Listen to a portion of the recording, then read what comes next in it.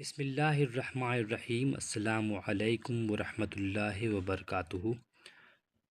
Ranchi university اور نیلامبر پیتامبر university میں semester 4 کے تحت اسی پیپر 2 میں ہم لوگ افسانہ نگاری پر بات کر رہے تھے اور ہم لوگوں نے راجندر سنگھ بیدی کی سوانح پڑھی تھی۔ نصاب میں شامل ان کا مشہور افسانہ گرم کوٹ نصاب میں شامل ہے، جس پر ہم بات کریں گے۔ ہم جانتے ہیں کہ بیدی کا شمار اردو کے اہم افسانہ نگاروں میں ہوتا ہے۔ وہ اردو ادب کے سب سے زیادہ جذباتی افسانہ نگار تصور کیے جاتے ہیں، لیکن ان کی جذباتیت میں گہرائی اور سکون ہے۔ بیدی کا نام ادبی دنیا میں کسی تعارف کا محتاج نہیں ہے۔ اردو ادب کی دنیا میں ان کا نام اہمیت کا حامل ہے۔ بیدی اردو افسانے کے 4 ستونوں میں سے ایک ہیں، اور ان ستونوں میں جن کا نام آتا ہے ان میں سب سے پہلے منشی پریم چند، اس کے بعد کرش چندر، سعادت حسن منٹو، عصمت چغتائی وغیرہ کے نام لیے جاتے ہیں۔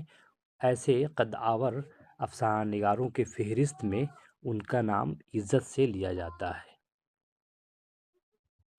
بیدی کے افسانوں کی بات کریں تو ان کے زیادہ تر افسانوں کا پس منظر ہندوستانی ہے۔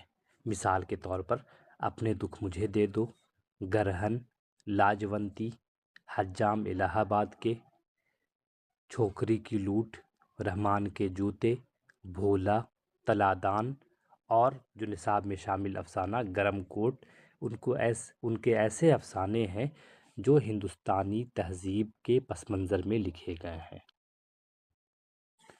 ہر فنکار اپنے سماج کے مسائل کی عکاسی کرتا ہے، اور ہمارے سماج میں عورتوں کا ایک خاص اہم رول ہے۔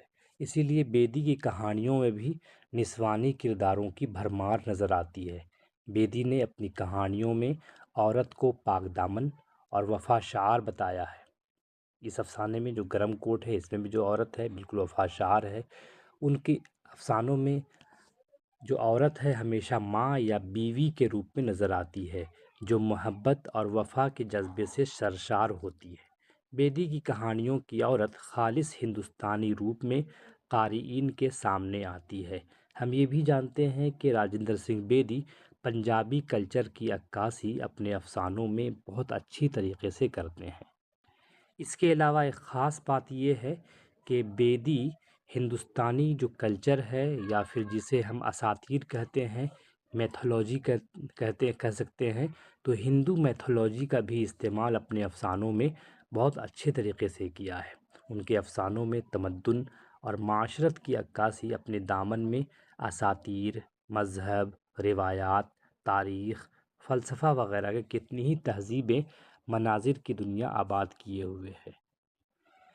ہندوستانی تمدن کا ایک تاریک پہلو وہ سماجی رکاوٹیں ہیں جنہوں نے انسان کو مختلف ذاتوں میں تقسیم کر رکھا ہے۔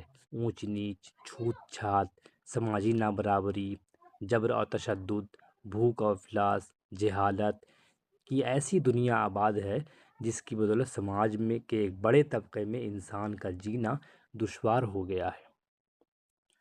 بیدی کی جو کہانی گرم کوٹ ہے، یہ 1955 میں ہندی ڈرامہ میں فلمائی گئی تھی، مطلب اس پر فلم بن چکی ہے گرم کوٹ کے نام سے، اور جس کی ہدایت امر کمار نے کی تھی، اور اس کے مصنف ظاہر سے بیدی ہے۔ یہ افسانہ 1882 میں گوگول کے افسانے سے اوور کوٹ جو افسانہ لکھا تھا انہوں نے، اس سے ماخوذ ہے۔ البتہ فرق یہ ہے کہ بیدی نے ہندوستان کے تقسیم کے بعد کے معاشری ابتری کو اس افسانے میں بیان کیا ہے۔ اس کے علاوہ سماجی اقدار کی جو ٹوٹ پھوٹ ہے، سماجی تانے اور ریاست کی طرف بڑھتی ہوئی گھٹیا پن کو بھی اس میں واضح کیا گیا ہے۔ ظاہر سی بات ہے اس میں سماجی نابرابری ہے کہ ایک آدمی جس کے پاس کم سے کم پیسے ہیں اور ایک بہت پیسہ ہے، دونوں کس طرح سے زندگی گزار رہے ہیں، دونوں کے فرق کو واضح کیا گیا ہے۔ افسانہ گرم کوٹ کا متن پڑھیں اور راجندر سنگھ بیدی کی نجی زندگی کے جانیں تو معلوم ہوگا کہ یہ ان کی زندگی کی ایک المیہ والی داستان ہے۔